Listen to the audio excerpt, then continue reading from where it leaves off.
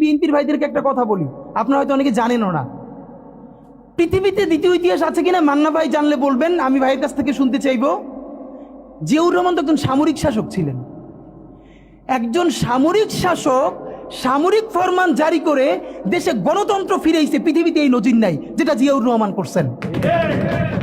আপনারা কি জানেন এই যে জিয়াউর রহমান গণতন্ত্র ফিরাইলেন, যার মাধ্যমে আওয়ামী লীগও রাজনীতি করার সুযোগ পাইল বাকশালের পর, সেটা কিসের মধ্য দিয়ে? তখন তো সংসদ নাই, সংবিধান তো সংশোধনও করা যাইতেছিল না।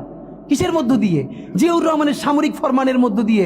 পৃথিবীর একমাত্র একজন সামরিক শাসক যিনি ফিল করলেন না সামরিক পন্থা দিয়ে করা যাবে না, গণতন্ত্রে ফিরতে হবে। এবং দেখেন হাসিনারে এবং আওয়ামী লীগের চরিত্রটাই হলো এইরকম, এর যে একটু ভালোবাসে তারই সে হত্যা করে। শহীদ প্রেসিডেন্ট জিয়াউর রহমান শেখ হাসিনাকে দেশে আসার অনুমতি দিছিলেন, সুযোগ দিছিলেন এবং বলছে থাক সবাই রাজনীতি করুক।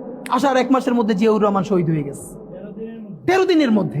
এবার দেখেন এই যে আমরা এখন যারা সবাই করতেছি, সুতরাং এটা একটা বিষ। এই বিষের সাথে আমরা কিভাবে লড়াই করব? জাতীয় ঐক্যমত্য তৈরি করতে হবে। সুতরাং পলিটিক্যাল পার্টি এবং সবার প্রতি একটা কথা, প্লিজ আপনারা বিএনপিকে শতভাগ কর্নার করে দিয়েন না। বিএনপি এই আধিপত্যবাদ বিরোধী লড়াইয়ের জন্য আমাদের একটা বড় শক্তি। এই শক্তিকে এত বেশি কর্নার করা যাবে না যাতে তারা গিয়ে আওয়ামী লীগের হাত ধরে ফেলে। তারা যদি আওয়ামী লীগের হাত ধরে ফেলে তাহলে লড়াইটা তো আমাদের জন্য আরো কঠিন হয়ে যাবে। বরং বিএনপির প্রতি আমাদের চ্যালেঞ্জ হলো, যেই বিএনপি বাকশালী সংবিধানের প্রতি প্রেম দেখাবে তার শহীদ জিয়ার ছবিটার সামনে এনে বলতে হবে যে এই বাকশালী সংবিধান তো জিয়াউর রহমানই ছুঁড়ে মারছিল। বেগম জিয়া বলেছেন এই সংবিধানকে ছুঁড়ে ফেলা হবে। ওমা এখন বেগম জিয়ার চেয়েও নতুন বিএনপি আসছে, বেশি প্রেমের বিএনপি। যেই শহীদ প্রেসিডেন্ট জিয়াউর রহমান ইসলামোফোবিক জায়গা থেকে বাংলাদেশের মুসলমান, বাঙালি মুসলমান সব আইডিয়াকে ধারণ করে বাংলাদেশের জাতীয়তাবাদ তৈরি করলেন। এখন একটা নতুন বিএনপি গজাচ্ছে, কেউ চেষ্টা করতেছে পুরো বিএনপিটাকে একটা ইসলামোফোবিক বিএনপি করা। এ কি ভাই? ইসলামোফোবিক বিএনপি সে কোথায় যাবে? সে কি দিল্লি যাইতে চায়? আমাকে আমাদের বিএনপির এক আপা টকশোতে বলল, আমসে তিনি লজ্জায় মরে যান। একটা মেয়ে কিভাবে এরকম একজনের বাসার সামনে বকাঝকা করতে পারে? তার মেয়ের সামনে তিনি এখনো যদি ধমক দেন মেয়ে কান্না করে ফেলবে। আর তার মেয়ের বয়সী মেয়েরা রাস্তায় এসে তারপর এরকম গালিগালাজ করতেছে একজন বয়োবৃদ্ধ মানুষকে। মানে মনে চায় কি, মাঝে মধ্যে মনে চায় আপনি কিছুই বলবেন না, চক্ষু বন্ধ করে থাকবেন। মানে আমি উঠে বলবো করে যে আপনার এই মেয়ে ঠিকই তো আছে, ও তো জুলাইতে রাস্তায় নামে নাই। যেই মেয়ে গালিগালাজ করে ও তো জুলাইতে নামে ওর ঘর সংসার হারানোর পালা হয়েছে। একটা মেয়ের স্টেটমেন্ট দেখছেন, একটা মেয়ে বলতেছে যে আমি তো ইন্টার ফেল, টাইনে টুইনে পাস করছি, আমি কোটা মোটা দিয়ে কি করব? কি ভীষণ সত্য উচ্চারণ, বলতেছে এই কোটা দিয়ে আমি কি করব? আমি তো টাইনে টুইনে ইন্টার পাস করছি, আমি ফেল করছি, আমার কয়দিন পর বিয়ে হয়ে যাবে। কিন্তু আমার ভাইয়ের রক্ত দেখে আমি থামতে পারি না, আমি রাজপথে নামে আসছি। তা আপনারা রাজনীতিবিদরা যারা এই কথা বলেন না, আপনাদের বাচ্চারা ও লেভেল এ লেভেল পড়ে, এরপরে বিদেশ চলে যায়। যে কয়দিন ক্ষমতায় থাকেন দেশে এসে ঘুরে ফিরে আবারও বিদেশ চলে যায়। তা আপনার বাচ্চা তো বাংলাদেশে থাকেও না, বাংলাদেশে পড়ার। এবং দেখেন ছাত্র রাজনীতির পক্ষে তারা মরে যায়। একটা বাংলাদেশের পারলে আপনারা বলেন প্রধান সারির কোনো রাজনৈতিক দলের কোনো নেতার সন্তানেরা তার দলের ছাত্র রাজনীতি করে? একজন বলেন যে প্রত্যেকটা রাজনৈতিক দলের প্রথম 5-10 জন নেতার নাম বলেন। আমরা বলেছি ছাত্র রাজনীতি থাকতে হবে, লেজুরবাদী ছাত্র রাজনীতি না, ক্যাম্পাসে ছাত্র সংসদ হবে। কিন্তু খুব যুক্তি দেওয়ার চেষ্টা করেন। তখন যখন বললাম যে আপনার সন্তান কি ছাত্র রাজনীতি করে? যদি বিএনপি হন আপনার ছেলে কি ছাত্রদল করে? যদি জামাত হন আপনার ছেলে কি ছাত্র শিবির করে? কোনোভাবে ইন্টার পাস পর্যন্ত করে, তারপর তো বিদেশ পাঠাই দেন।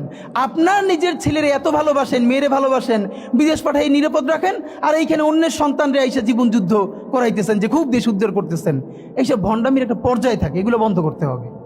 এখন যেটা ব্যাপার, আপনারা এই যে ইসের ব্যাপারে দেখেন, গত 1 বছরের ব্যাপারে আপনাদেরকে বিনীত আকারে বলি, মিডিয়ার ভাইরা যেটা করছেন না, গত 1 বছরে বাংলাদেশে তো গৃহযুদ্ধ হওয়ার কথা ছিল, 1000 বার বলেছি। আওয়ামী লীগ নিজে বলেছে তার পতন হলে 5 লক্ষ মানুষ মারা যাবে। এটা সে কেন বলেছে?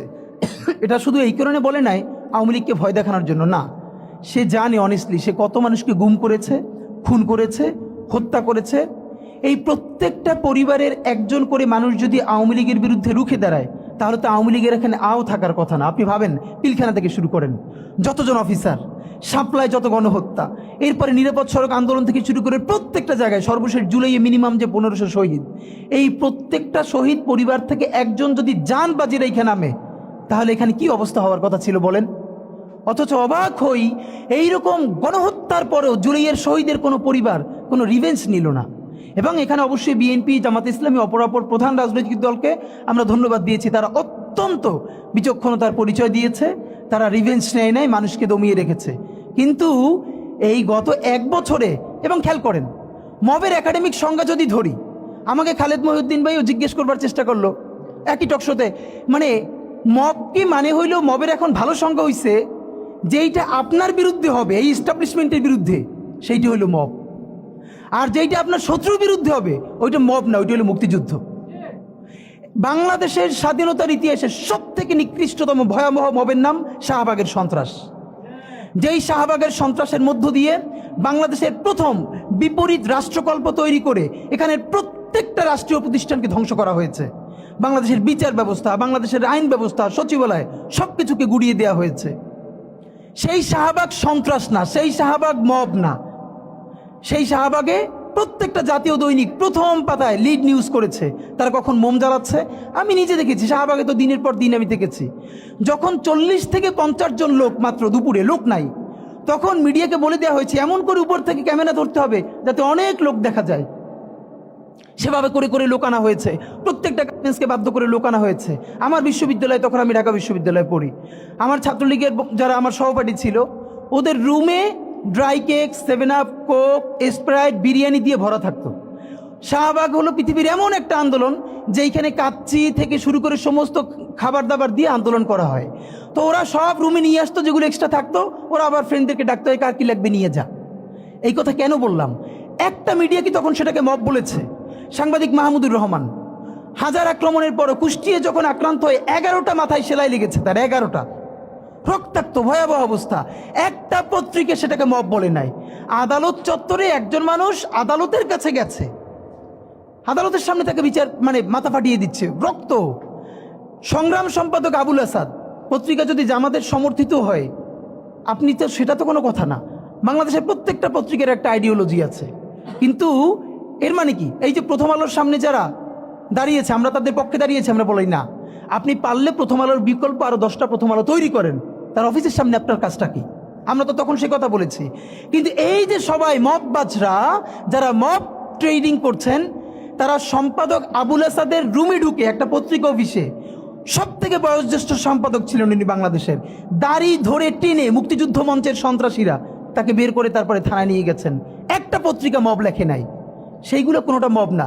এরপর তো বলতে পারবো হাজার হাজার। কিন্তু এই যে কোন বাচ্চারা গালি দিচ্ছে, কাকে দিচ্ছে?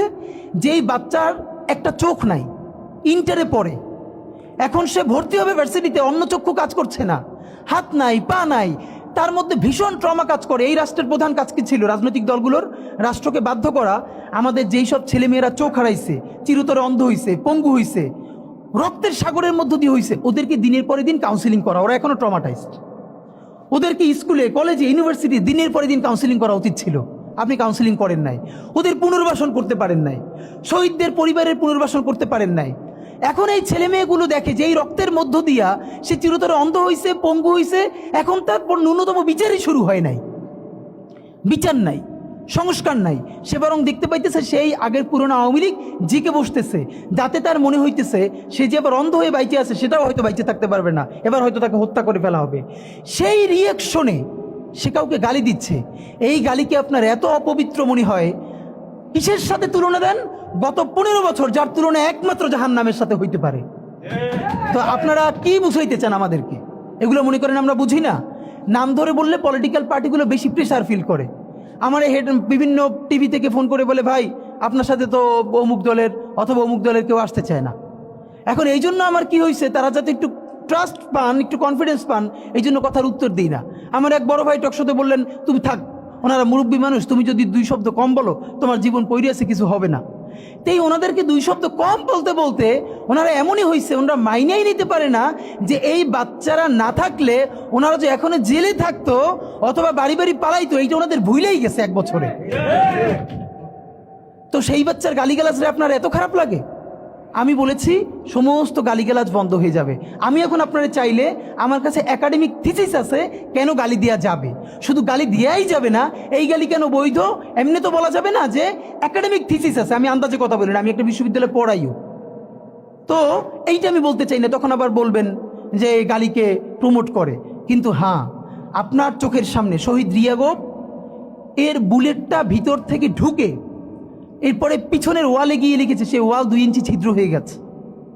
এই রাষ্ট্রের এমন কোনো লিথাল ওয়েপন আর্মির কাছে, পুলিশের কাছে, বিজেপির কাছে ছিল না যেইটা সাধারণ নাগরিকের উপরে এই হাসিনা ব্যবহার করে নাই। আপনার বুকের মানিক আপনার সামনে বসে কলিজা ছিঁড়ে ওয়াল ছিদ্র হয়ে যাচ্ছে, তখন আপনি রবীন্দ্রসঙ্গীত গাইবেন? আপনি কি করবেন তখন? এখন মুশকিল হলো, এই গালি নিয়ে যারা কথা বলে তার কোনো সন্তান শহীদ হয় নাই, তার বাবা মাও শহীদ হয় নাই, কেউ অন্ধ হয় নাই, পঙ্গু হয় নাই, তাই গালি এত বিষ লাগে, আর আওয়ামী লীগ তার মধুর মতো লাগে। তো এখন আমি সর্বশেষ যে কথাটা বলতে চাই, আপনারা একটা মিডিয়ার ভাইয়েরা কাইন্ডলি চেষ্টা করে দেখেন, এই যে গৃহযুদ্ধটা হওয়ার কথা ছিল হইল না, তো অশান্তি তো কিছু থাকবেই, আমরা তো রাষ্ট্র গঠন করব। এরপরও তো তুলনামূলক অনেক কম হচ্ছে। কেউ একটা মিডিয়া কেন বলতেছে না 1971-এর মহান মুক্তিযুদ্ধের পর 72 থেকে 75 বাংলাদেশে যেই পরিমাণ মব সন্ত্রাস হয়েছে, যেই পরিমাণ কেওয়াস হয়েছে, ইতিহাসে তা আর হয় নাই। তার সাথে জড়িত ছিল কারা? এই যে মুজিব বাহিনীর গুন্ডারা। আমার বাবা, আমার মা বলেছে মুক্তিযুদ্ধের পরে যে অস্ত্রগুলো জমা দেয়া হয় নাই, সেই জমা না দেয়া অস্ত্র থেকে প্রত্যেকটা বাড়িতে বাড়িতে ছিনতাই, রাহাজানি। আমার মায়ের আজকে এই কথাটা বলে, আমার মা বলতেছেন, আমার নানা একজন সম্ভ্রান্ত আলেম, তিনি যেখানে থাকতেন মুক্তিবাহিনী এবং পাকিস্তান বাহিনী কেউই তাকে কখনো আক্রমণ করেন নাই তার সম্মানে। আমার মা খালারা বাসায় ছিলেন, তাকে পুরো এলাকাবাসী টিকে রেখেছে। বাট মুক্তিযুদ্ধের পরে আমার মা বলেছে, তখন তার বয়স 16, আমার মা, আমার খালা এবং এলাকার অনেক মেয়েদেরকে, যাদের চেহারা একটু ভালো ছিল, তাদের গায়ে কালি মেখে তারপরে অনেক সময় মাটির নিচে বাংকার বানিয়ে বা বিভিন্ন জায়গায় রাখা হতো তাদের সম্ভ্রম রক্ষা করবার জন্য। এই মুজিব বাহিনীর গুন্ডারা সেগুলো করেছে না? এমন কোনো চিন্তা নেই। ব্যারিস্টার ফুয়াদ ভাই সেদিনকে বলেছেন, তার বাবা সে অসংখ্য সালিশ করেছে তাদের এলাকায়, যে এই গুন্ডাগুলো মুক্তিযুদ্ধের পর বিভিন্ন জায়গায় ছিনতাই করতো, তারপরে এলাকাবাসী আইনে গাছের সাথে বাইধে রাখতো, এরপর এলাকার মুরব্বীরা আবার সব উদ্ধার কইরা মানুষের কাছে কাছে দিয়ে আসতো। হওয়ারই কথা ছিল একটা নতুন রাষ্ট্র, আইন শৃঙ্খলা বাহিনী প্রতিষ্ঠিত হয় নাই, প্রচণ্ড কেওয়াজ হবে, তারপরে নতুন রাষ্ট্র গঠন করতে হবে, আইন শৃঙ্খলা বাহিনী ঠিক করতে হবে, স্বাভাবিক তো।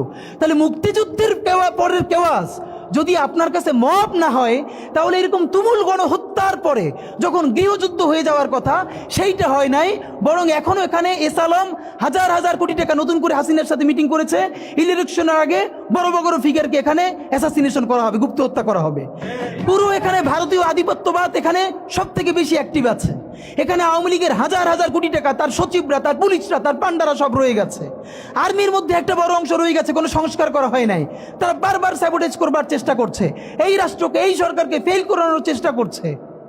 তো আপনি মুক্তিযুদ্ধের পরে যে 3-4 বছর এই রকম রাহাজানি হয়েছে, সেটাকে যদি অটকুন দিতে পারেন যে নতুন রাষ্ট্র গঠনের আগে এই ঝামেলাটা হয়, তাহলে এই যে নতুন বাংলাদেশের স্বপ্নের মধ্যে এইগুলোকে আপনি বড় করে মপ করে ফ্রেমিং করেন, আপনি এই জবান যে আপনার না, এই জবান যে দিল্লির জবান, ভারতীয় আধিপত্যবাদের জবান, সেইটা বুঝতে আমাদের পিএইচডি করা লাগে না। সুতরাং জুলাই সনদের সাথে নির্বাচনের ক্ষেত্রে শুধু আমাদের 2 মিনিট কথা। নির্বাচন হতে হবে। আমি একটু ভদ্রতার সাথে এবং শ্রদ্ধার সাথে বিনয়ে আমি জানাচ্ছি যে ভাইরা যেটা বলেছেন, সকল দল মিলে আগামী 20 বছর নির্বাচন না হোক, না, এটা আমরা চাই না। আমরা নির্বাচন চাই। মানুষ গত 16 বছরে ভোট দিতে পারে নাই। মানুষ আনন্দ নিয়া শীতের সকালে বাচ্চা কাচ্চাকে কুয়াশার মধ্যে লাইন দিয়ে দাঁড়াই থাকবে, ভোট দিবে। আমরা সেই বাংলাদেশ দেখতে চাই। আমরা নির্বাচন চাই, নির্বাচন হতেই হবে। এই নির্বাচনকে বানচাল করবার জন্য দিল্লি থেকে শুরু করে আওয়ামী লীগ হাজার হাজার কোটি টাকা নতুন করে এখানে বিনিয়োগ করছে। নির্বাচন লাগবে। তবে আমাদের প্রশ্ন হলো, সেই নির্বাচনের ম্যান্ডেট হবে কি? এখানেই আমাদের কথা। কোনো ধরনের আপোষ ছাড়াই নতুন নির্বাচন হইতে হবে জুলাই সনদের ভিত্তিতে। এইটাই আমাদের কথা। জুলাই সনদের ভিত্তিতেই নির্বাচন হতে হবে এবং জুলাই সনদের বৈধতা নির্বাচনের আগেই দিয়ে সেইটার ভিত্তিতে নতুন নির্বাচন হবে, যেই নির্বাচনের ম্যান্ডেট থাকবে নতুন সংসদে নতুন বাংলাদেশের জন্য আমাদের রাজনৈতিক দলগুলো মিলে নতুন সংসদের নতুন সংবিধান উপহার দিবে। যেই সংবিধান ৭২-এর বাকশালী সংবিধান, ফ্যাসিবাদী সংবিধান, যেই সংবিধানের কোনো ম্যান্ডেট ছিল না বাংলাদেশ রাষ্ট্রের সংবিধান করবার, কারণ তারা পাকিস্তান রাষ্ট্রের মধ্যে শপথ নিয়ে পাকিস্তান রাষ্ট্রের জন্য সংবিধান প্রণয়নের কথা বলেছিলেন, কিন্তু বাংলাদেশ রাষ্ট্রের কোনো ম্যান্ডেট তাদের কাছে ছিল না। তারপরে তারা সংবিধান রচনা করেছেন, এরপরেও তারা একটা সেই সংবিধানকে লেজিটিমেট করবার জন্য একটা গণভোট দেন নাই। এরপরে যারা ৭৩-এর একটা ভোট চুরির নির্বাচন দিয়েছে, সেই ৭৩-এর নির্বাচনের ভোটের ইশতেহারের মধ্যেও তারা এই সংবিধানকে তারা লেজিটিমেসি দেন নাই, ইশতেহারে রাখেন নাই।